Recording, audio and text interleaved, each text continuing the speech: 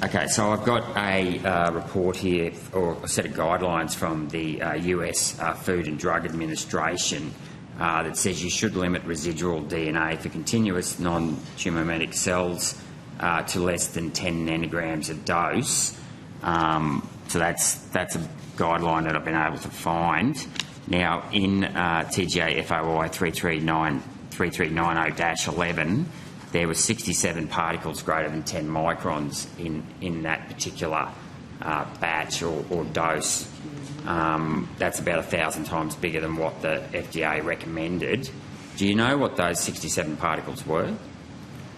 So just I'll ask Dr. Kerr to comment on that. I think it's there are a number of guidelines released by a number of places. I mean, I absolutely concur that the internationally recognised guidelines, and I hope I'm correct in saying this, is less than 10 nanograms per dose.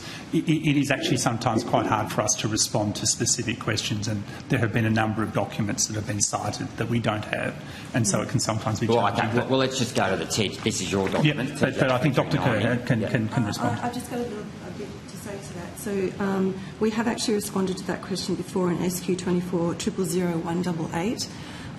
The particles question we've also answered before.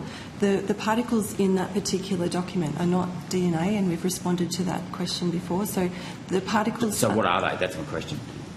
There are normally particles in injectables. There are limits on them, and companies are supposed to check for those in their batch release process. But ultimately, those particles are not DNA. I'm not saying they are. I'm just asking what are they? It's not related to the 10 nanograms per dose. Okay, but is it a contaminant? So if it's not DNA and it's not mRNA or a lipid, what is it? It's acceptable for pharmaceutical preparations to have a small number of particles present. But my question is, what is the particle? Like, that's a big particle, 10 microns. I mean, the lipids were like... I think I'd have to go back and have a look at that FOI to make sure it actually was 10 microns. But well, I can as I said before, if you like. Well, perhaps we could go back and have a look at it and take that on notice. Okay, because I'd like to know what exactly it was, if that's okay. Sure. Okay, fine. Thank you.